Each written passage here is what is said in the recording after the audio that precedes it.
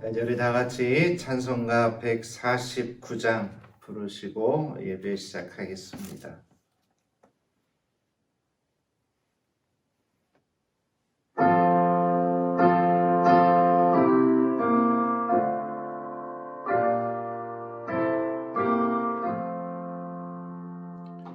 주 달려 죽은 십자가 우리가 생각할 때에 세상에 속한 욕심은 헛된 줄 알고 버리네. 죽으신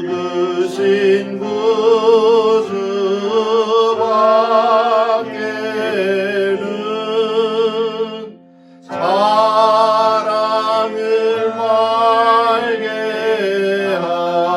하소서.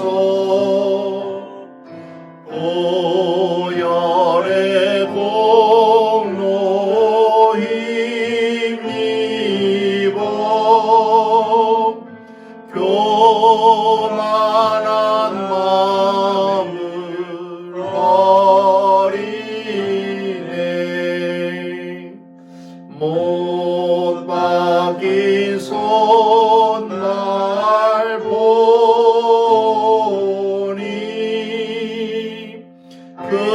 근답이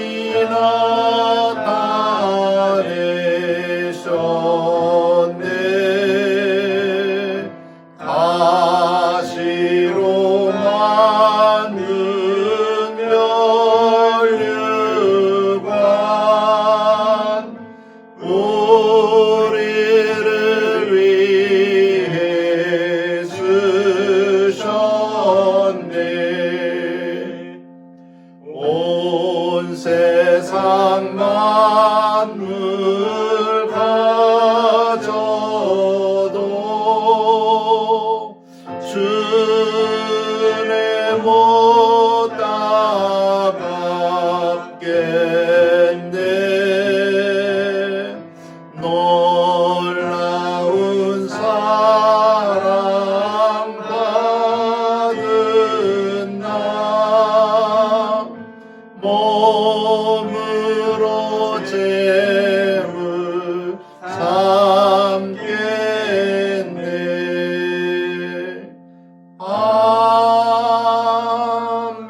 아멘.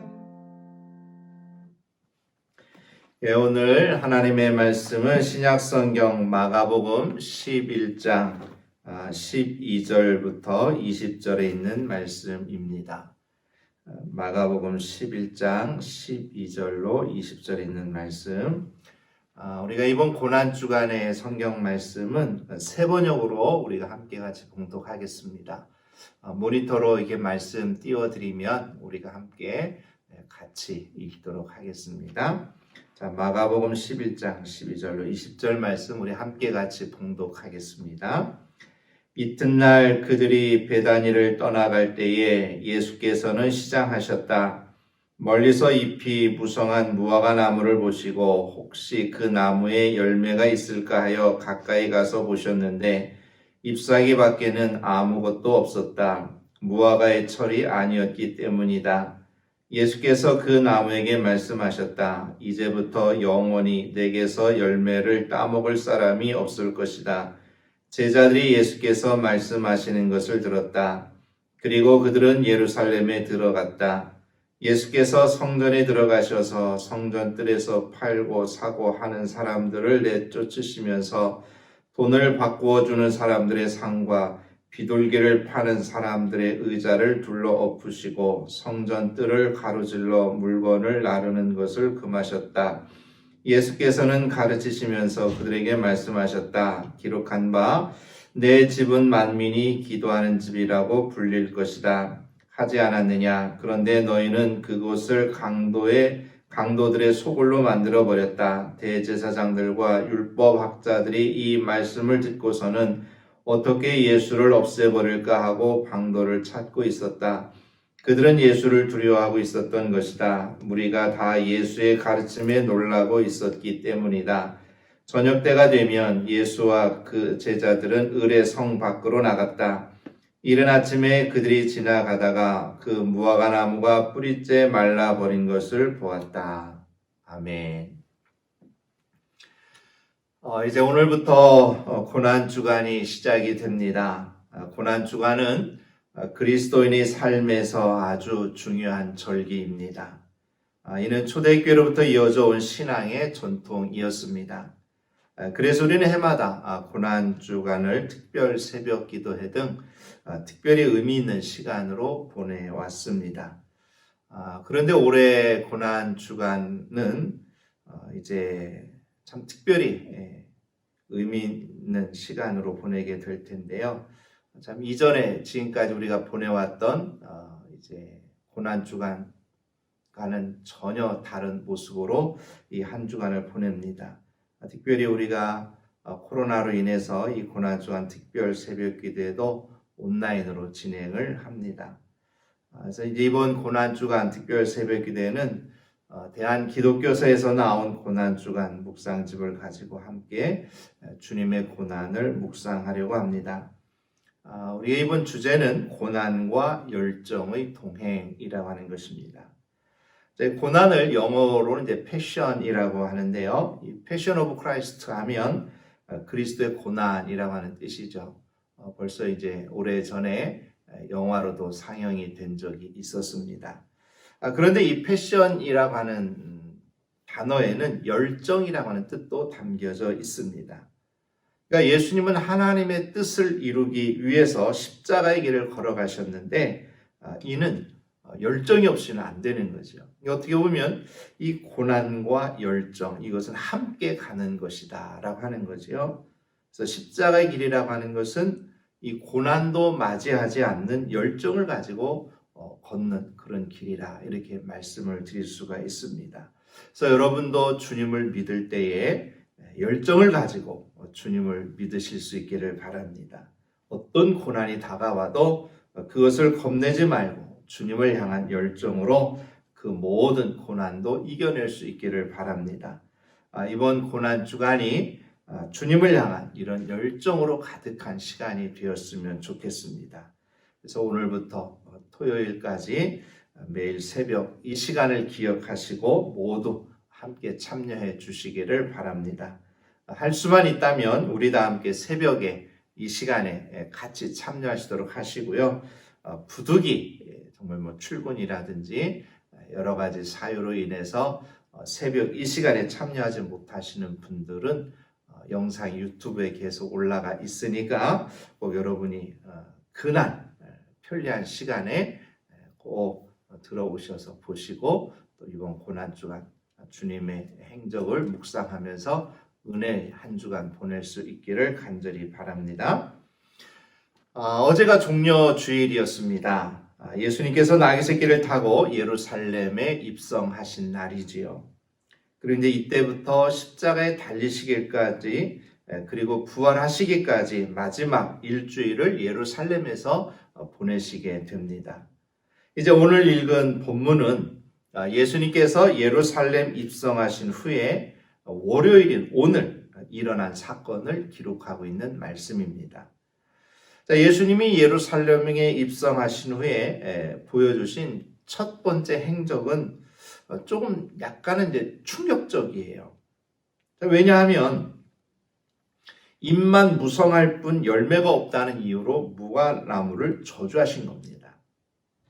그러니까 이 사건이 충격적이다라고 말씀을 드리는 것은 뭐냐 하면 예수님이 예루살렘에서 유일하게 행하신 기적인데 지금까지 예수님이 행하셨던 수많은 기적 중에서 유일하게 저주하는 기적이기 때문에 그렇습니다.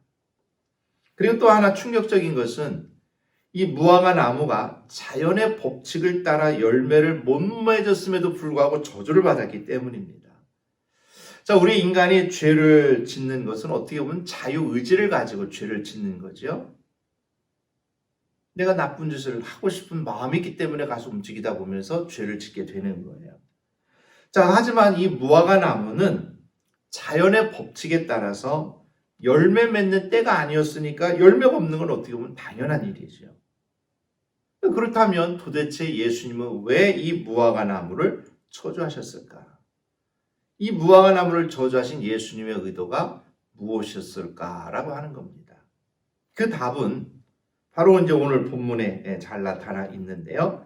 이 마가복음을 보면 무화과 나무의 저주 이야기 사이에 예수님이 성전을 정화시키는 내용이 들어가 있습니다. 바로 여기에 그 예수님의 그 의도가 담겨져 있다는 겁니다. 지금 제가 이제 성전 정화라고 하는 이제 표현을 썼는데요. 사실 이 마가복음을 포함해서 네 복음서 어디에도 성전 정화라고 하는 표현은 없습니다. 정화라고 하는 것은 이 불순하거나 더러운 것을 깨끗하게 하는 거지요. 근데 여기서 중요한 것은 정화는 회복을 뜻한다라고 하는 사실입니다. 예를 들면 더러워진 그릇을 깨끗이 씻어서 다시 사용할 수 있게 하는 것과 같습니다. 또 다른 예를 들자면 지금 이제 코로나로 인해서 일상이 무너져 버렸죠. 지금까지 우리가 아무렇지도 않게 평범하게 살았던 그 일상들이 완전히 바뀐 그런 새로운 일상을 살아가고 있습니다.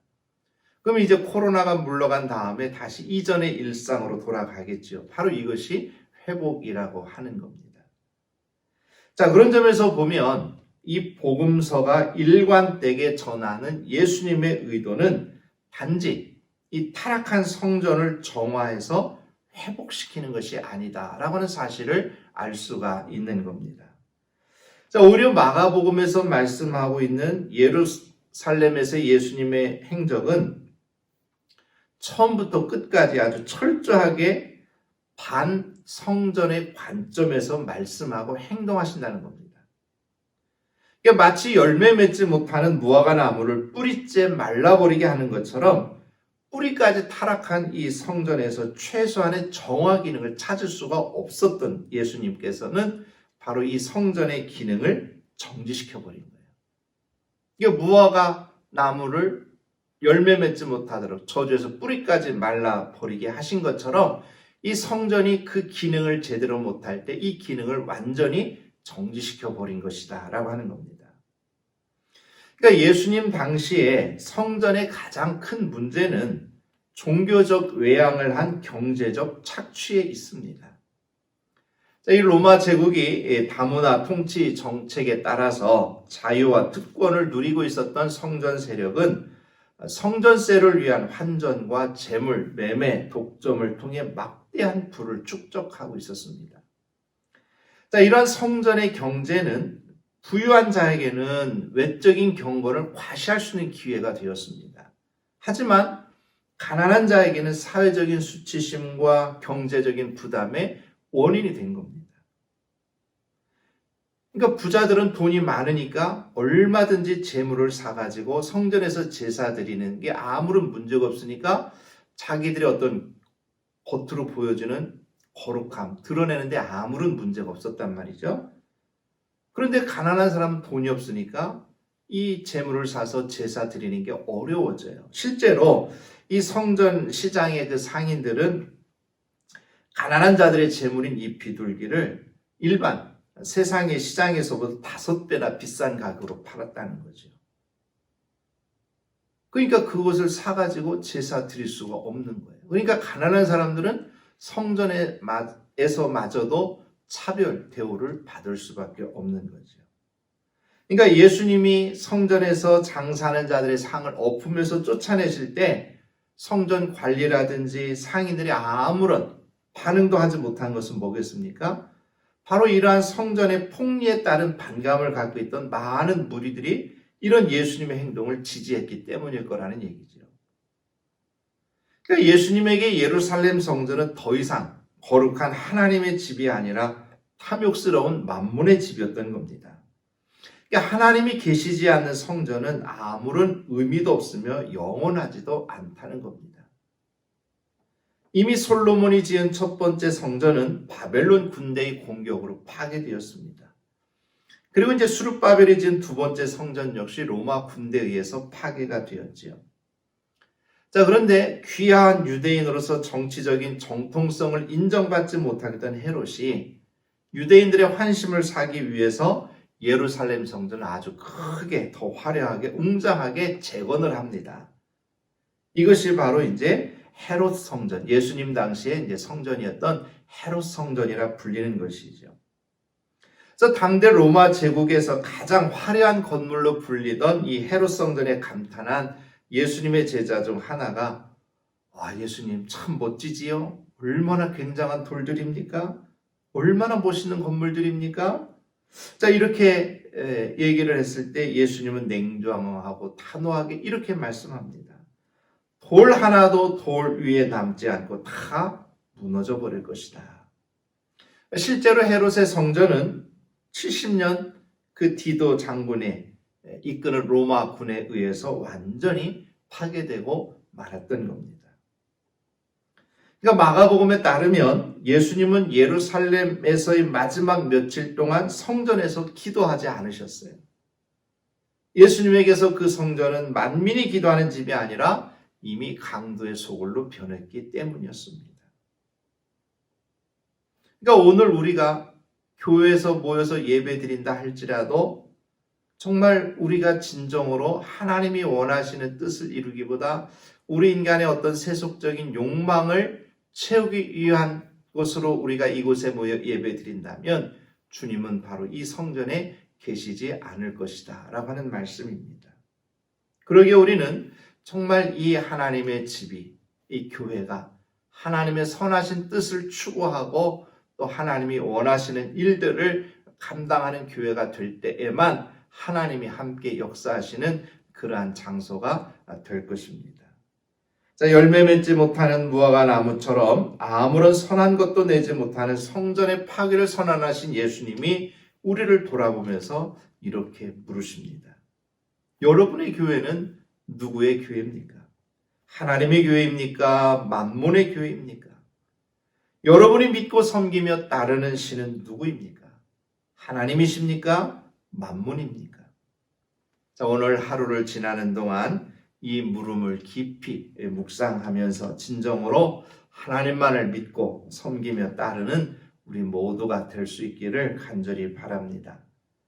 이제 아울러 여러분에게 한 가지 말씀드리고 싶은 것이 있습니다. 어제도 말씀을 드렸습니다만 교인 중에 어떤 두 분이 코로나로 인해서 어려움 당하는 지역 사회를 위해서 힘이 되어 달라면서 이제 100만 원 헌금을 해 주셨습니다. 지금 여러 가지로 여러분도 많이 어려운 거 잘 압니다. 하지만 이 일에 여러분도 기쁜 마음으로 동참을 해 주시면 좋겠습니다. 뭐 많이도 말고 이런 정도 동참하면 어떨까 싶습니다. 고난주가 이제 6일인데요. 하루 우리가 한 끼씩 금식하면서 주님의 고난에 동참하고 또 그래서 코로나 종식과 또 교회와 나라를 위해서 기도하면서 한 끼 금식한 식사값 뭐 5,000원이 됐든 3,000원이 됐든 이렇게 계산을 해서 6일 동안 그러면 뭐 2만 원, 3만 원 이런 정도로 이렇게 헌금을 하면 우리가 큰 부담 없이 이렇게 지역 사회를 돕는 일에 헌금을 할 수 있지 않을까 그런 생각이 듭니다. 우리가 모두 다 힘들지만 그래도 우리가 주님께 받은 사랑, 은혜를 기억하고 또 이런 열정을 가지고 주님의 고난에 동참할 때 이것이 진정 주님을 따르는 게 아니겠습니까? 여러분께서 기도하시면서 기쁜 마음으로 자유롭게 동참해 주시면 감사하겠습니다. 그럼 먼저 헌금해 주신 이 100만 원과 또 여러분이 이렇게 같이 동참해서 헌금해 주시는 그 금액을 합쳐서 또 이 일을 정말 지역 사회를 위해서 귀하게 사용하도록 하겠습니다. 자, 우리가 힘들다고 생각하면 한없이 힘듭니다. 하지만 어려움에 처한 내 이웃을 돌아보면서 그리스도의 사랑을 전할 수 있는 좋은 기회로 생각하면 또 한없이 우리에게 너무나도 좋은 기회가 될 수 있는 겁니다. 그래서 우리의 작은 정성을 나눌 때 그리스도의 사랑이 온 세상에 전해지고 또 이를 통해서 코로나도 속히 극복하고 또 하나님 나라가 날마다 확장되는 역사가 일어나게 될 줄로 믿습니다. 우리 교회가 이 일에 앞장설 수 있기를 주님의 이름으로 축복합니다. 아직 기도하겠습니다. 사랑의 하나님, 고난주간이 시작되는 첫날에 주님의 말씀을 묵상하였습니다. 왜 주님께서 무화과 나무를 저주하셨는지 그 깊은 뜻을 깨닫게 하시니 감사합니다. 우리들이 하나님의 뜻과 상관없이 형식적인 믿음만을 가지고 살면서 세상 것만을 탐하며 살 때가 많았습니다. 무늬만 신앙인으로 살 때가 많았습니다. 이러한 저희들의 죄악과 허물을 용서하여 주시옵소서.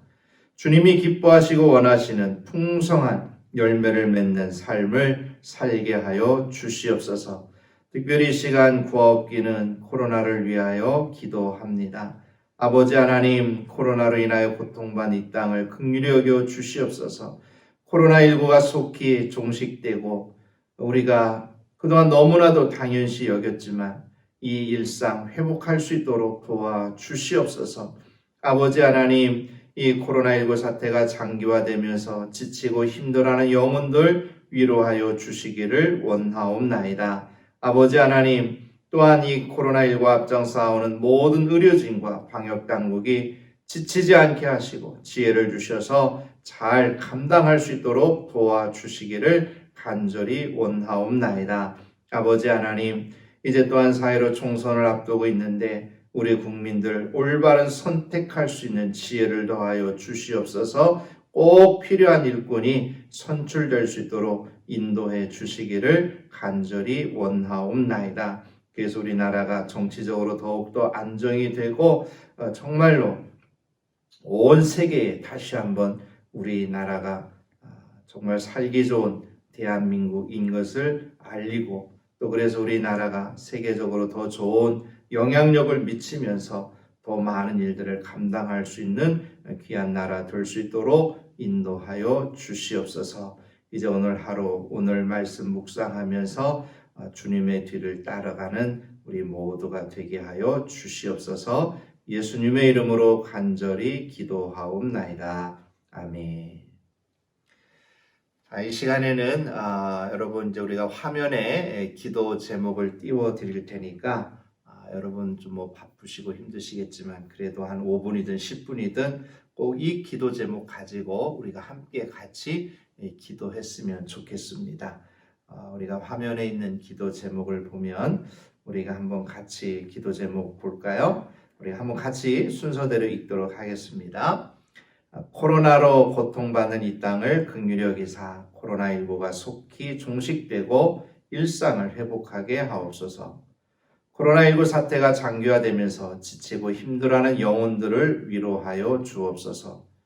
코로나19 앞장서 싸우는 모든 의료진과 방역당국이 지치지 않게 하시고 지혜를 주셔서 잘 감당케 하옵소서. 예수님의 십자가 고난을 묵상하며 나 자신을 살피고 자숙하여 우리의 신앙이 나태해지지 않게 하옵소서. 예배의 소중함을 깨닫고 예배의 자리를 잘 지키며 참된 예배자로 살게 하옵소서. 사회로 총선에서 국민들의 올바른 선택으로 꼭 필요한 일꾼이 선출되게 하옵소서. 자, 6가지 기도 제목인데요. 여러분이 이렇게 이 기도 제목 보시면서 이제 음악 이렇게 내보낼 테니까 여러분이 조용히 묵상하면서 아니면 뭐 조그맣게 소리를 내서든 자유롭게 이렇게 5분이든 10분이든 꼭 기도하시고 이제 여러분의 일상 시작할 수 있으면 좋겠습니다. 그럼 우리 다 같이 기도하겠습니다.